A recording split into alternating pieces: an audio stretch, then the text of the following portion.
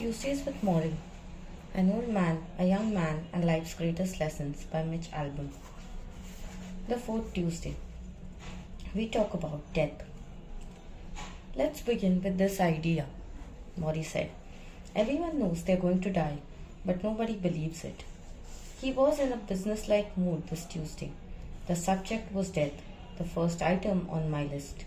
Before I arrived, Morrie had scribbled a few notes on small white pieces of paper so that he wouldn't forget. His shaky handwriting was now indecipherable to everyone but him. Indecipherable is something that is not clearly understood, or he could not understand what it's written. It was almost Labor Day, and through the office window I could see the spinach-colored hedges of the backyard and hear the yells of children playing down the street their last week of freedom before school began. Back in Detroit, the newspaper strikers were gearing up for a huge holiday demonstration to show the solidarity of unions against management. On the plane ride in, I had read about a woman who had shot her husband and two daughters as they lay sleeping, claiming that she was protecting them from the bad people. In California, the lawyers in the O.J. Simpson trial were becoming huge celebrities. One of those lawyers from O.J. Simpson trial that he claims to be celebrities was Robert Kardashian. As we all know, the Kardashians, Kim Kardashian, etc. Here in Morrie's office, life went on one precious day at a time. Now we sat together a few feet from the newest addition to the house, an oxygen machine. It was a small and portable, about knee-high. On some nights when he couldn't get enough air to swallow, Morrie attached long plastic tubing to his nose, clamping on his nostrils like a leech. I hated the idea of Morrie connected to a machine of any kind, and I tried not to look at it as Morrie spoke. Everyone knows they're going to die, he said again. But nobody believes it. If we did, we would do things differently. So we kid ourselves about death, I said. Yes, but there's a better approach. To know you're going to die and to be prepared for it at any time. That's better. That way you can actually be more involved in your life while you're living it. How can you ever be prepared? Do what the Buddhists do. Every day, have a little bird on your shoulder that asks, is today the day? Am I ready? Am I doing all that I need to do? Am I being the person I want to be? He turned his head to his shoulder as if the bird was there now. Is today the day I die? He said. Morrie borrowed freely from all religions. He was born Jewish, but became an agnostic when he was a teenager, partly because all that had happened to him as a child. He enjoyed some of the philosophies of Buddhism and Christianity, and he still felt at home culturally in Judaism. He was a religious mutt, which made him even more open to the students that he taught over the years. And the things that he was saying in his final months on earth seemed to transcend all religious differences. Death was a way of doing that.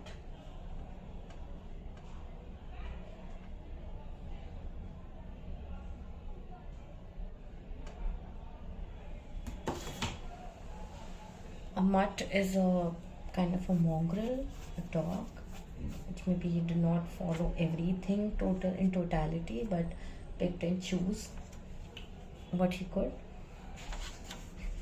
The truth is, Mitch, that he said, once you learn how to die, you learn how to live.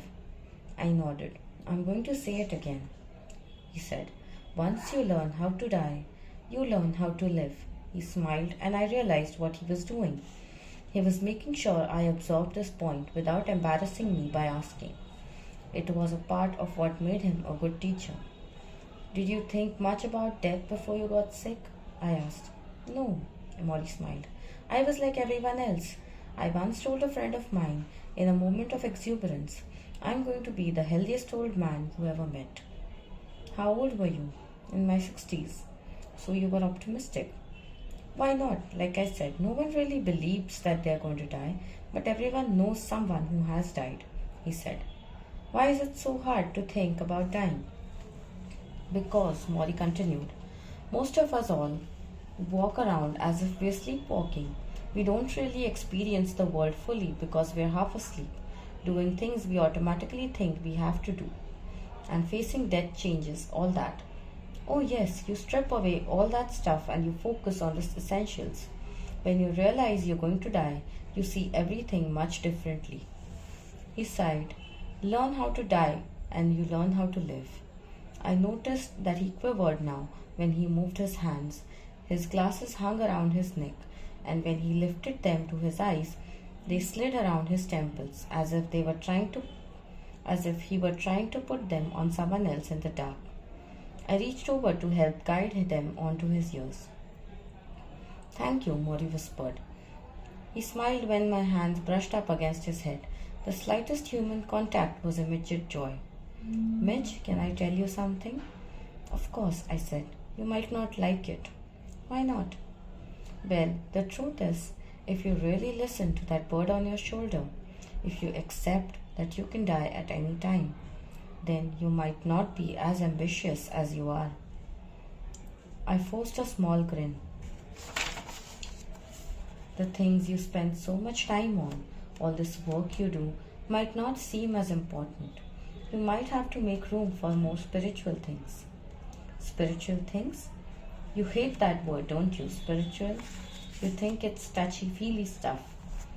Well, I said. He tried to wink, a bad try, and I broke down and laughed. Mitch, he said, laughing along.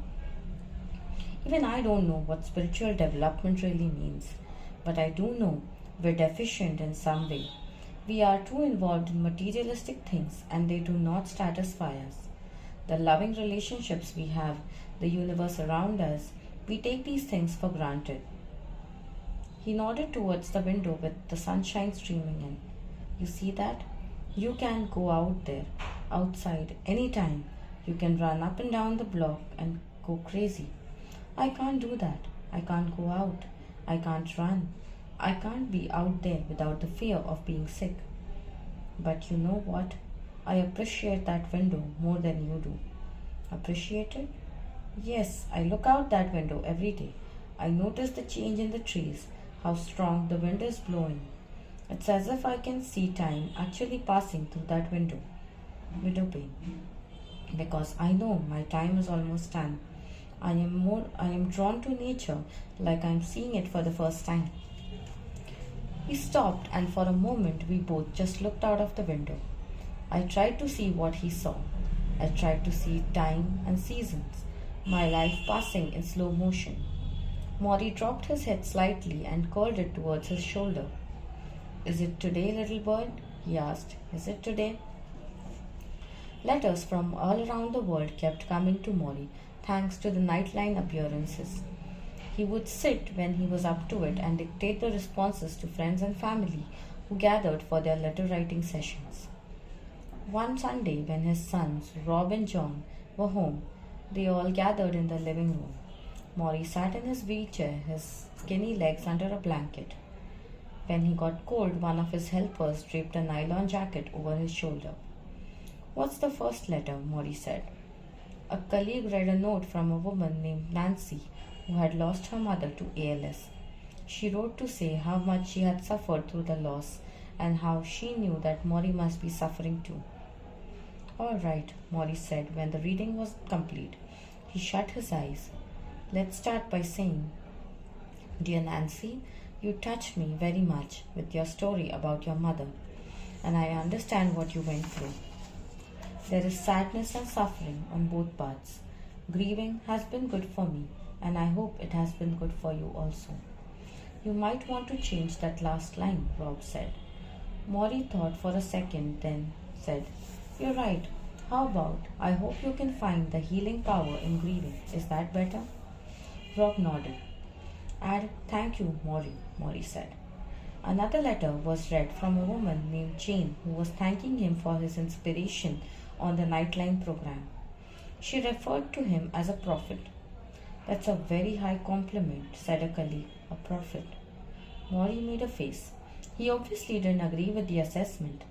Let's thank her for her high praise and tell her I am glad my words meant something to her. And don't forget to sign, thank you, Morrie. There was a letter from a man in England who had lost his mother and asked Morrie to help him contact her through the spiritual world. There was a letter from a couple who wanted to drive to Boston to meet him. There was a long letter from a former graduate student who wrote about her life after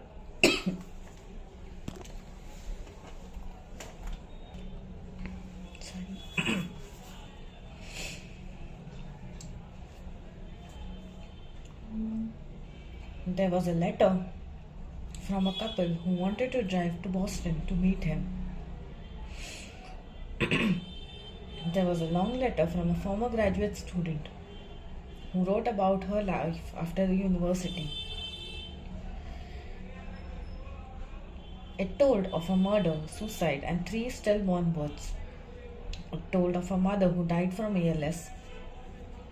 It expressed fear that she, the daughter, would also contract the disease. It went on and on, 2 pages, 3 pages, 4 pages. Morrie sat through the long grim tale. When it was finally finished, he said softly, "Well, what do we want to answer?" The group was quiet. Finally, Rob said, "How about, thank you for your long letter." Everyone laughed. Morrie looked at his son and beamed. The newspaper near his chair has a photo of a Boston baseball player who was smiling after pitching a shutout. Of all the diseases, I think to myself, Morrie gets one named after an athlete. "You remember Lou Gehrig?" I asked. "I remember him in the stadium saying goodbye." "So you remember the famous line?" "Which one?" "Come on, Lou Gehrig, pride of the Yankees." "The speech that echoes over the loudspeakers." "Remind me," Morrie says. "To the speech." Through the open window, I hear the sound of a garbage truck. Although it is hot, Morrie is wearing long sleeves with a blanket over his legs, his skin pale. The disease owns him. I raise my voice and do the Lou Gehrig imitation where the words bounce off the stadium. "Today, I feel like the luckiest man on the face of the earth." Morrie closes his eyes and nods slowly. "Yeah, well, I didn't say that."